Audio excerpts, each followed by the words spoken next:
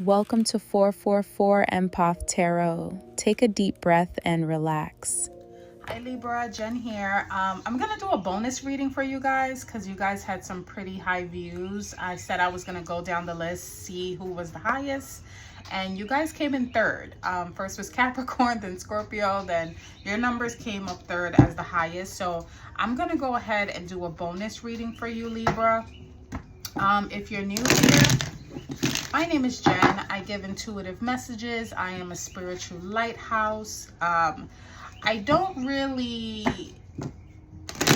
into pop tarot. I'm not going to tell you you're going to win the lotto or your person is going to call you tomorrow. No. Things are going to happen regardless. And my goal and my purpose is to give you advice on how to get through it. Usually things that happen to us are for a reason. And I know that sounds so cliche and so woo-woo, but you know, life is gonna life regardless, right? So I just like to help and give advice on, you know, what to expect and how to really just to get through it, just to give you a beacon of hope on how not to lose hope. And not really to sugarcoat it or give like toxic positivity, but just advice on how to deal with the situation at hand. So let's go ahead and pull your recent past, the catalyst and what's moving towards you. And this bonus video is really a what you should know right now. It's not really an in-depth, it's a what you should know. So let's see. Let's go ahead and pull for Libra, archangels, spirit guides. Let's go ahead and protect this reading with a nice white light. No trickster energies, no negative energies. Only for Libra's highest and greatest good. Take a deep breath and let's proceed. All right, so you have the Eight of Swords coming up as very, very recent. So that lets me know there's something that you're hesitating here. Because upright, the Eight of Swords is moving away from anything that doesn't serve you. It's moving away. It's kind of like if you live, for some of you, I got this really quickly. If you live in a certain environment, if you work at a certain environment, if you're, you know, surrounding yourself around certain people, for some of you, I think you know that you should be moving away. There's a feeling of knowing, but it's almost like choosing to stay. And that's not a bad thing. You have your own free will. But I think there's foresight that, you know, things could be better if I can move from this energy, whatever that is. That's what I'm getting. There is a clarity about it, but the action is staying, because swords have to do with intellect, communication, data collection. I think you know, and maybe the problem is it's not the right time, right? Timing is everything. You can't just say, oh, I should leave this job or I should stay away from these people, places, things, whatever. I'm gonna do that tomorrow. Sometimes that's not really practical. It's not really realistic, but I think for some of you, there's a knowing that I have to move away from this eventually. So let's get your current energy. Six of Cups in the past. I didn't mean to say that, but it just came out. Anytime I see the Six of Cups, I think of the past. It gives me a feeling of nostalgia.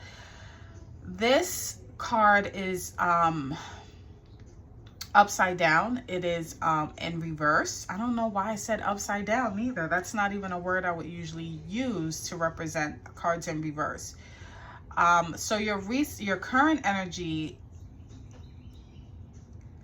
if this has to do with anything, this has been here for a long time. Again, it can be people you've known for a long time. It can be a place you've been in for a long time, like a workplace or a place of residence, or just an emotional state that you've been in a long time. I think, again, I'm getting the feeling that, you know, there is a knowing here.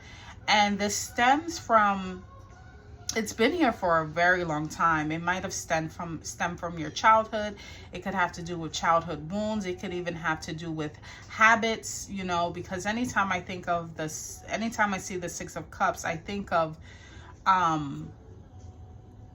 not really longevity, but deeply rooted things that have gone on, things that are from the past but still carry an undertone or an influence on us today.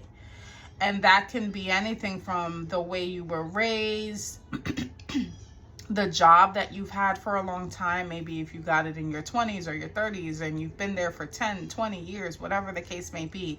It just always gives me a feeling of memory and a feeling of longevity, but not longevity in the sense of forward movement. Longevity in the sense of it's been deeply rooted for a while. This is not new. It's not a sense of newness when you see the Six of Cups, and it's very emotionally intertwined into you. It's almost like this isn't a friend I met yesterday. This is someone I've known for a long time. This isn't a job that I started last week. I've been here for 10 years. This isn't some random person. This is my family members that I've grew up with. That sort of energy. So in your current energy in reverse, I think you're trying to detach from that. I think you're trying to literally tell yourself the amount of time does not overshadow the fact that I need to leave, so to speak. The memory, the root of it, how long it's been, how, you know, does not overshadow the fact that I know I need to move away from this. And maybe you're reliving also, you're thinking about things from the past. You could be thinking about them in not a negative way, but in a way that helps you move forward. Maybe you're replaying certain things that happened. For some of you, you could be revisiting and reevaluating things from your past, memories, people, places, and things. So let's see where this is going. Eight of Cups, I think in reverse too. I think for some of you, eventually, you're going to stop staying in a state of grief, staying in, I'm almost getting like frozen, like you're frozen in time, or you're frozen in that emotion. You have two cup cards here. You're going to literally turn that around and say, you know what? I'm going to focus on the two cups I have left. I'm sorry. This is the Six of Cups. I'm so sorry. You have two six. Wow. Let's see. You have the Six of Swords. You have the Six of Cups. And you have the Five of Cups. I am so sorry. I don't know what's going on with my eyesight today. Five of Cups. So two sixes and a five. 5, 5, 6, 6, 5, 6. That can mean something to you. But it's almost like, you know what? To hell with this. I'm not going to stay frozen in time, frozen in grief, frozen in mourning. I do have things that I should focus on, and I do have things that I can still be grateful for as well. And that's the that's the Two of Cups that's left behind him. So in reverse, you are focusing on what you have left, right?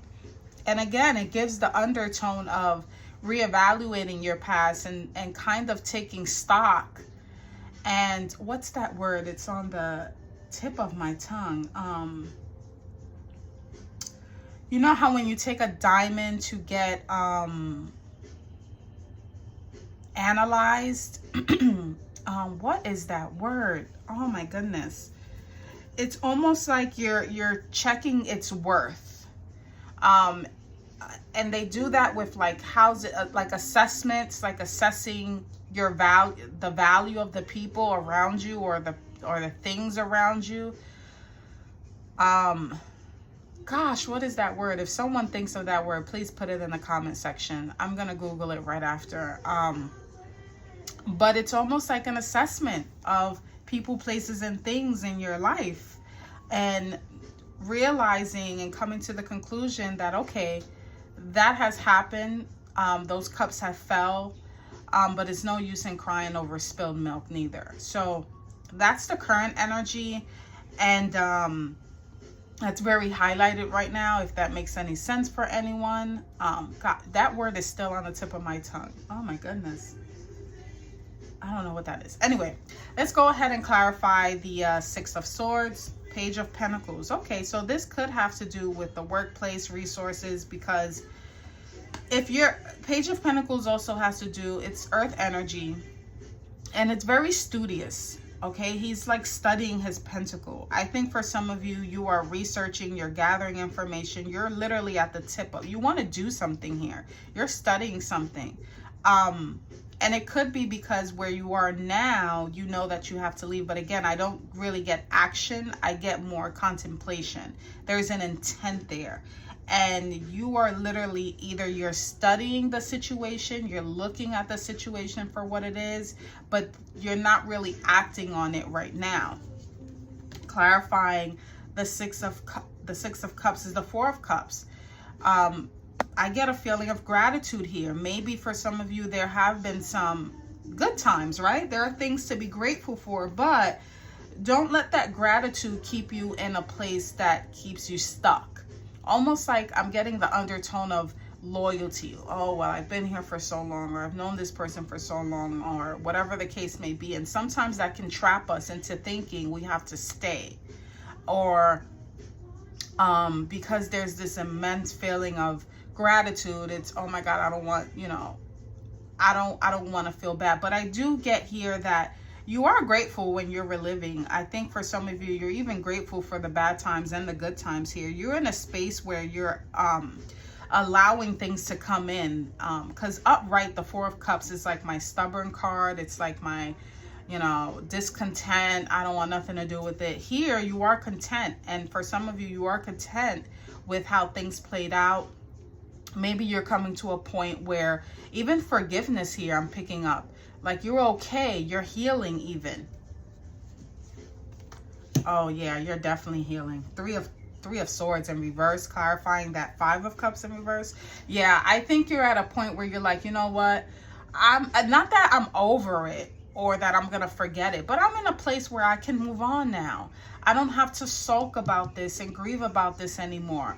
The Three of Swords, it's not about, oh, it doesn't hurt anymore. It's about getting to the point where you've realized it and you're ready to move forward. It's stitching the wounds. Upright, it's a fresh wound. It's like bleeding out. It's heartbreak.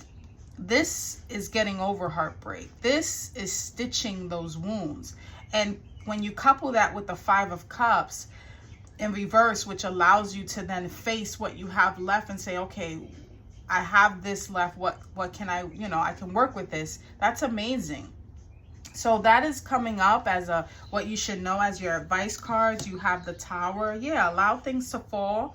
Allow things to rebuild. That's your advice card. So if something needs to come crumbling down, let it, because I always use the example of when a house is literally on shaky foundation, and let's say you do have insurance, let that thing come down and let the insurance build you a brand new house, And then you have the Knight of Swords in reverse. Yeah, he's very hasty. And this is your energy, air energy. He's very hasty. And it's very forceful too.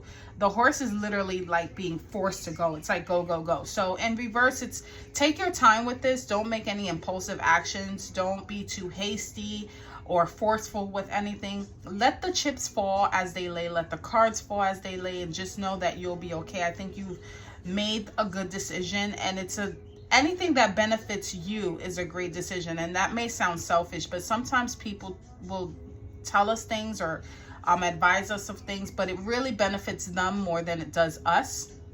So make sure that you're putting yourself first, Libra. So that's what I have for you. If any of these messages make any sort of sense to you, give me a like so I know I'm not talking to myself.